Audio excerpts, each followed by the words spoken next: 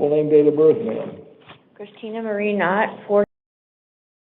All right, you are here because Goodyear Municipal Court issued a warrant for your arrest when you failed to pay the fine on a possession of drug paraphernalia conviction. That occurred back in 2018. This warrant was issued in August of 2022. They set a $2,500 bond on this. I reduced that to $250. Your next court date in this matter will be September 4th at 8:30 in Goodyear Municipal Court. All right. Does that mean I just stay here until then? What's that? Does that mean I stay here until You stay here until you post $250, or they take you to Goodyear Municipal Court and you work out with them whatever you can. Oh, okay. All right, there you go. That's it? That's it. Kenneth Oliver.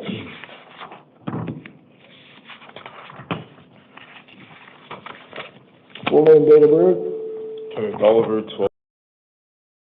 Mr. Oliver, earlier today you were arrested and charged with carrying a deadly weapon and failing to admit it when asked by law enforcement. That's a misdemeanor. And driving while under the influence. That's a misdemeanor also. I appoint Public Defender's Office to represent you. I'm releasing you on your own recognizance to appear September 16th at 8:30 in Superior Court in downtown Phoenix. What was the date again? I'm sorry, Your Honor. What's that? Everything I told you is printed on that form. Got you. There you go. Furman Soto Quijada, and then it'll be Colby Achin.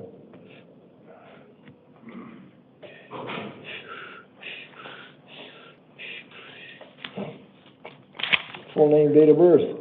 Hi, Fermin Soto. Right, you, sir, were arrested earlier today and charged with discharging a firearm in the city, within the city limits. That's a Class 6 felony. I appoint the Public Defender's Office to represent you. I'm releasing you on what we call supervised release to appear in Superior Court, downtown Phoenix, on September 16th at 8:30. On the release order, you'll be out of here in a few hours. On the release order that you have is prominently displayed how to get in touch with pretrial services. On that phone number, within a few days after you're released, within that time, call them at that number and touch base with them, all right? They're going to give me information about something? What? They're going to give me information about what I have to do? No, they aren't going to talk to you about the case. They just want to make sure they have the information they need. If you have any questions about court dates and stuff, and they want to follow up and make sure you make your court date. All right? Okay. There you go. Thank you. Yeah, Colby Achin, and then it'll be Christopher Salcido.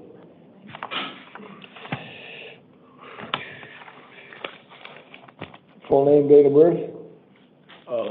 Colby Allen Achin. All right, you, sir, were arrested earlier today and charged with criminal damage, a Class 6 felony, and disorderly conduct by fighting, a misdemeanor. Pretrial Services says you're financially capable of hiring your own counsel. If not, you can request an appointment of counsel. I'm going to release you. Okay.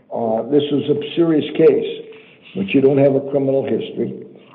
I'm going to release you on supervised release to appear on September 16th at 8:30 in Superior Court, downtown Phoenix. On your release order is a phone number for pretrial services. Within a few days of your release, call them and touch base with them. They expect to hear from everybody we release on just a talking. This is the important part. You're not to return to the scene of the alleged crime. You're not to initiate contact with victims or witnesses, and if an order of protection is issued and you're served with a copy, you must comply with its terms. You understand? Yes. Okay, because if there's a violation of the conditions in this release order and you're arrested for that, you won't get out without posting a big bond, okay? Okay. That's why the electronic monitoring is. Well, actually, we don't have electronic monitoring in this case. I guess the county was asking for it.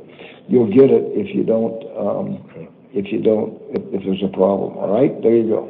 Oh, and then quick question, Judge. Yeah. I reside at the same residence as my wife. Okay, and I don't know what to tell you, you may have to live somewhere else Oh, for yeah. a while, I'm sure. And if for some reason she wants to see this order changed, you know, she can appear in court or contact the prosecutor's office, and you can tell your attorney, and they can request that restriction be removed. But as you leave here, until that's removed Okay, by another judge, don't breach it. okay, There you go.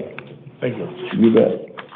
Okay, Christopher Salcido, and then it'll be Christopher Dalton.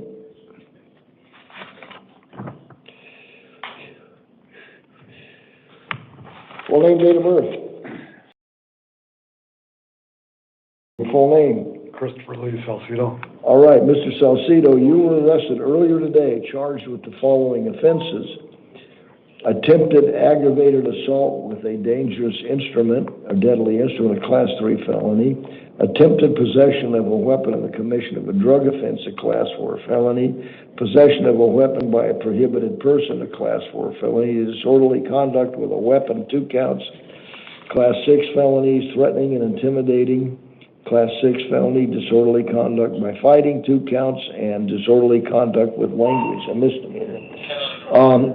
I appoint the Public Defender's Office to represent you. I'm releasing you on supervised release to appear in Superior Court, downtown Phoenix, September 16th at 1:30. Conditions of your release, and this is the important part, is you're not to return to the scene of the alleged crimes or initiate contact with victims or witnesses. Do you understand? Yes, sir. All right. There you go. Thank you. Christopher Dalton, and then we will get to Victoria. Full name, date of birth. For Dalton. All right, you, sir, were arrested yesterday, charged with possession of dangerous drugs, a Class 4 felony, possession of drug paraphernalia, Class 6 felony, and criminal trespass, a misdemeanor. Public Defender's Office appointed to represent you. You're also on felony probation at this time. What I'm going to do in this case, and your probation officer has requested that a hold be placed. Given the circumstances of this case, what I'm going to do is, on your new charges from yesterday, I'm going to release you on your own recognizance to be supervised by your probation officer. You contact your probation officer within 72 hours of your release. And then on the probation, and as I said, your next court date will be, where am I? It's all printed on your form, but the earlier date will be on the probation violation matter. I'm releasing you on your own recognizance in that case. I'm appointing the Public Defender's Office to represent you. Okay. September 6th at 8:30 is your next court date on the probation violation matter. Okay. All right? Yeah. There you go. Thank you. All right, you have the counsel come in with the, we don't have an interpreter yet, do we? Do we have an interpreter already? Okay, okay. All right. Let me see here.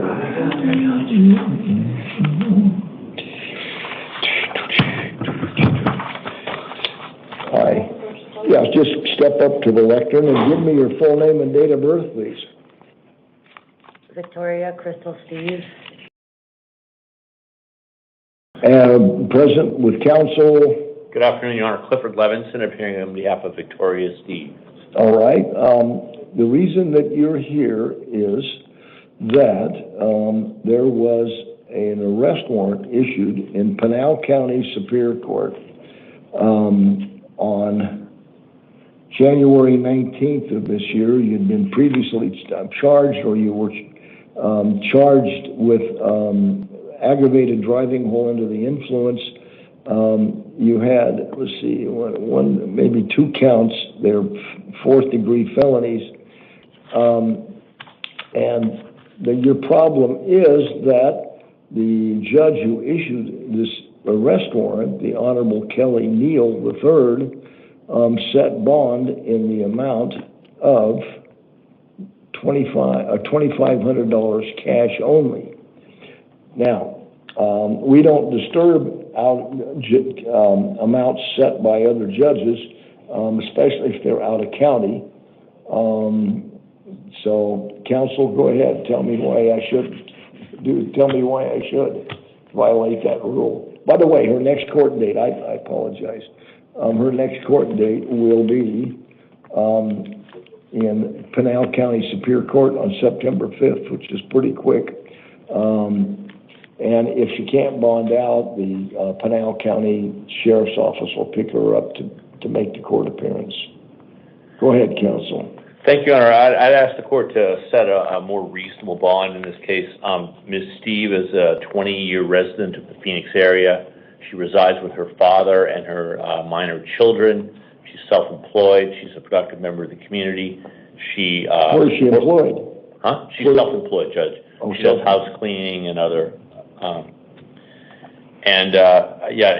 Her father. I've spoken to her father, Mr. Robert Steve, who indicates he would be willing to have her return to the home. Also indicates he'd be willing to ensure and assist her in appearing at each and every court appearance as directed. All right.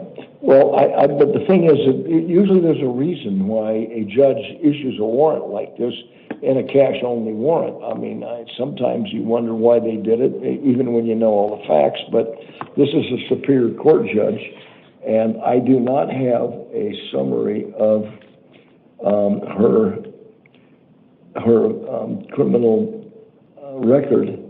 And I'm sorry, Judge, I don't either, but I would note that this matter comes from 2021, and at one point in September of 2023, the warrant was quashed, and the matter was then reissued, so I'm not sure my client ever was aware that the case had been resurrected. All right, well, this is what I'll do. I will modify the amount, the conditions of the arrest warrant so that it is no longer cash only, and it'll be easy for them to get a bonding company to post the bond if they can't come up with it. But I'm not going to do anything else. Knowing what I know now, I'm going to modify this so that it's $2,500 secured appearance bond, and that should make it easier. And bonding companies do a pretty good job of keeping track of their people. And her next court date, as I said, will be September 5th at 8:30 in Pinal County Superior Court. All right? Your Honor, given this family's circumstances, a $1,500 cash-only bond would be more helpful to them. $1,500 cash only? Yes, sir. Well, you tell me if you had that. I will go ahead and you give me a second here. $1,500 cash only. One thing about going through bonding companies is they do a very good job of keeping track of their people. But I'll reduce it to $1,500 cash only. Thank you, Your Honor. And there you go. You'll get a copy of the warrant, the modified release orders in just a moment. Thank you, Your Honor. Yeah.